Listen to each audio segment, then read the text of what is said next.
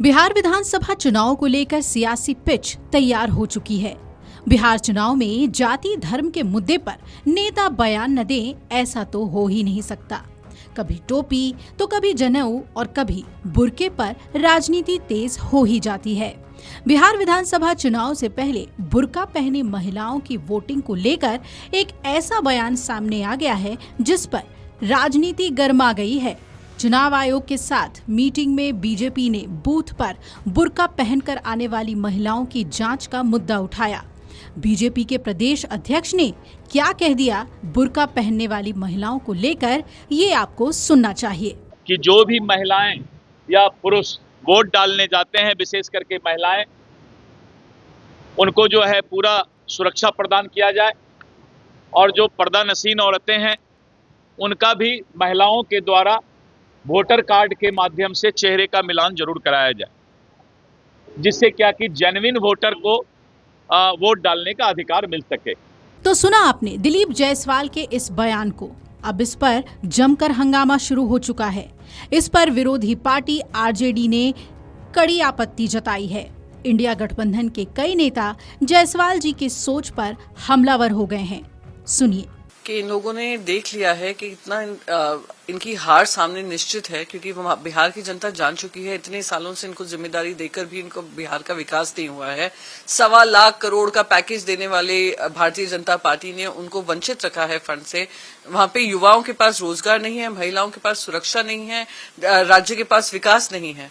तो जनता भी अपने दूसरे ऑप्शंस देख रही है। तो अब इनका ये मानसिक दिवालियापन दर्शाता है कि पहले एसआईआर के माध्यम से लोगों को वोटर लिस्ट से हटाने की कोशिश की, एडिशन डिलीशन करने की कोशिश की। अब इस आड़ में फिर से ध्रुवीकरण, जो उनका tried and tested tool kit है कि कुछ ना चले तो हम ध्रुवीकरण करें, कुछ ना चले तो बुलडोजर पे लाएं, कुछ ना चले तो हम बुरखे पे सवाल करें, कुछ ना समझ में आए तो हम जनता के बीच में जहर उगले।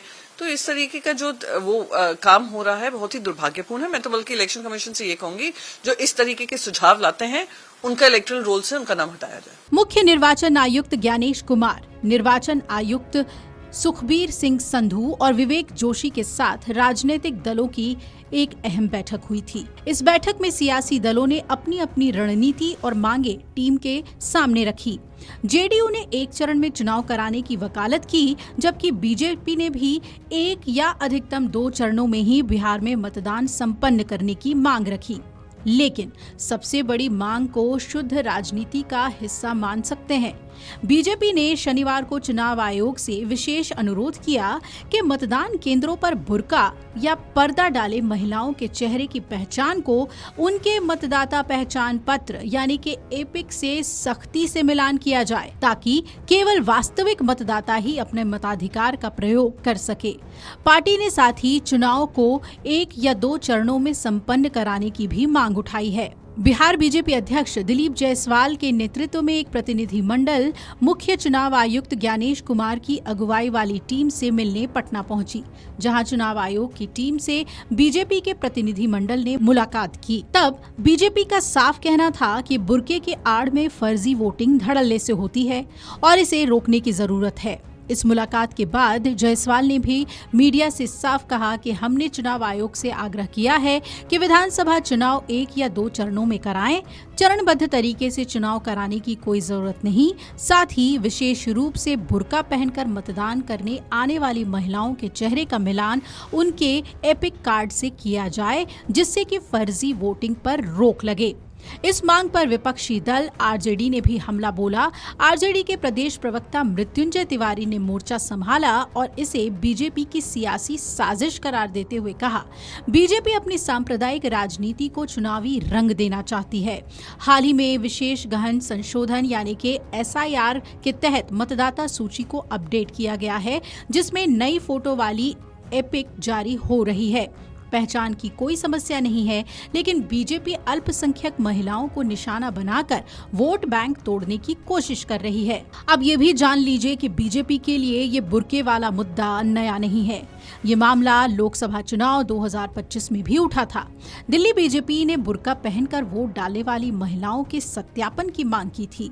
सुप्रीम कोर्ट ने 2010 में भी स्पष्ट किया था कि धार्मिक भावनाओं के नाम पर बुर्का पहनकर वोटिंग संभव नहीं है। और मतदाता पहचान पत्र के लिए फोटो तो अनिवार्य है। आपको बता दें कि चुनाव आयोग ने शनिवार को बिहार के सभी प्रमुख दलों JDU, RJD, Congress, Baspa, CPI ML जैसे दलों के प्रतिनिधि मंडल के साथ बैठक की। जेडीयू ने एक ही चरण में चुनाव कराने का सुझाव दिया, कहा कि बिहार में लॉ एंड ऑर्डर का कोई मसला नहीं है, जबकि लोक जनशक्ति पार्टी, रामविलास और सीपीआई-एमएल ने 2 चरणों तक चुनाव को सीमित रखने की बात कही। आयोग ने अभी चुनावी कार्यक्रम की घोषणा नहीं की है, लेकिन अक्टूबर-नवंबर में 243 सीटों पर बिहार में वोटिंग होने की पूरी संभावना है। ये मांग बिहार की सियासत में नया विवाद पैदा कर सकती है, खासकर अल्पसंख्यक वोटों को लेकर। बीजेपी का कहना है कि ये पारदर्शिता सुनिश्चित करने का कदम है, जबकि विपक्ष तो इसे ध्रुवीकरण का ही जरिया बता रहा है। अब देखना है कि चुनाव आयोग क्या इस मामले में कोई संज्ञान लेता है या फिर तय नियमों के मुताबिक ही वोट डाले जाएंगे। Video desk Amar Ujala dot com. अगर आप ये वीडियो YouTube पर देख रहे हैं तो हमारे चैनल को सब्सक्राइब कर बेल आइकन दबाएं और Facebook पर देख रहे हैं तो हमारे पेज को लाइक करें।